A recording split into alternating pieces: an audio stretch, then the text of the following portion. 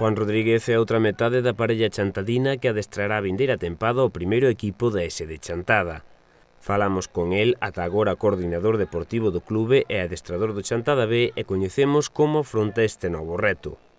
A verdade que a nivel personal é unha gran satisfacción pasar a formar parte deste proxecto desta maneira, máis cando vai ser traballando en conxunto con unha persona que considero un amigo e que xa levo varios anos traballando, especialmente pois consciente da responsabilidade que supón pois dirixir o primeiro equipo que representa o pobo, ca historia que ten detrás e con todo o que lo conleva. Con Juan tamén quixemos ter a visión das vantaxes e desvantaxes que pode achegar o ser xente tan da casa.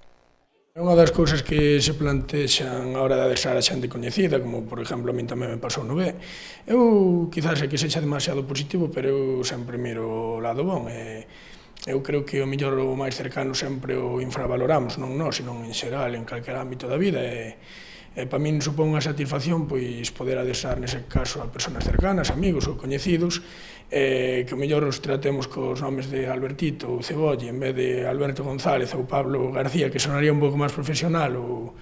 que eles teñan outra confianza con nós, non fai que dentro do meramente deportivo non nos valoremos como nos temos que valorar, é dicir, nos valoraremoslos como bons futbolistas que son, e entendo que eles de cara a nós pois farán o mismo a hora de valorarnos polo noso traballo no campo, os nosos coñecementos, sacrificio, etc. Co cal, eu son dos que penso que se teño un nexo de unión persoal con alguén, pois nun proxecto común sempre trato de dar algo máis, co cal, pois, evidentemente, calquer xogador ante calquer entrenador sempre trata de facer o mellor posible, e se neste caso eu non vínculo personal, eu entendo que todavía esa unión vai ser maior. Falaste xa entre os dous, entre vos, e que vai haber así a priori, que despois sobre a marcha igual as cousas poden cambiar, unha pequena distribución de funcións ou como vades a afrontar o traballo?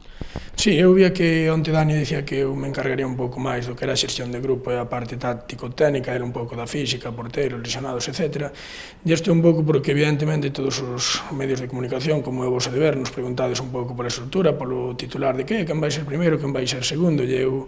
o que teño claro é que estamos nun proxecto de un club de casi 900 socios, dunha directiva que está traballando de maravilla a nivel social, xogadores que recén descendidos reciben ofertas de categorías superiores e deciden renovar sen pensalo, rechazando cartos ou oportunidades deportivas mellores.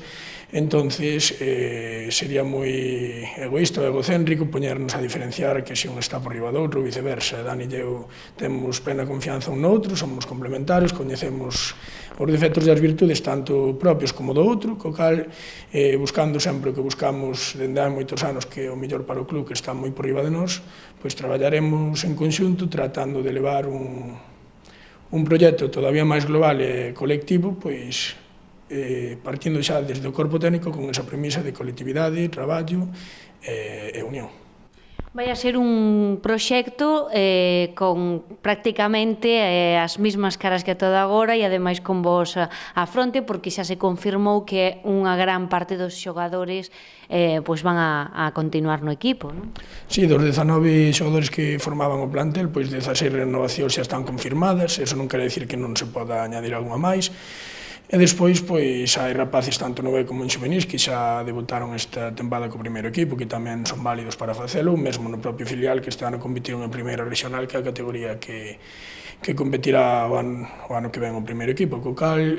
se chega algún reforzo, pois vai ser para mellorar o que hai, entrando na filosofía do que buscamos, se non chega nada, pois, co que estamos plenamente convencidos de conseguir loitar polo obxectivo. Supoño que, bueno, eso, falábamos onte do obxectivo, o obxectivo é, pois, reascender o equipo. Sí, o obxectivo ineludible é dar o salto de categoría, eso non quere dicir que se consiga ou non, pois ao largo dunha tempada nun deporte non son matemáticas e influen moitos factores, mas tendo en conta que baixamos 3 equipos de preferente, que xa eses 3 de por sí, teremos ese obxectivo e o margen de outros equipos que poidan ter que xa estiveran en primeira. Agora ben, ese é un obxectivo que non podemos controlar 100%, o que creo que sí que vamos poder controlar 100%, tanto Dani como eu, e partindo de nós o resto de equipos, será a ilusión, que evidentemente con ilusión solo non se fai nada, pero para facer calquer proxecto é ilusión indispensable, e unha gran capacidade de traballo en cantidad e calidad, non? A partir de aí, o darnos eso, os xogadores vamos a exigirles, estamos seguros de que nos van dar o mismo, e será moi importante pois, conseguir esa unión ca bancada, eu diría incluso que co pobo, como se viu ao longo do ano, con outros clubs, co CB, que eu sendo de Chantada é algo que valoro positivamente, e partindo deso creo que será máis dado a cadar objetivo. Agora xa de inmediato toca complementar a base do plantel actual xa confirmada e rematar de deseñar o equipo técnico. A SD, ainda que é o equipo que representa o primeiro equipo a todo o clube, pois está formado por varios equipos e todos igual de importantes, e a partir de aí pois poñernos a planificar, descansar un pouco, que ainda estamos acabando esta tempada, a veces fai falta, un pouco recargar pilas, e despois, pois, xa un pouco máis adiante, poñeremos o que organizar entrenamientos, amistosos, esas cousas.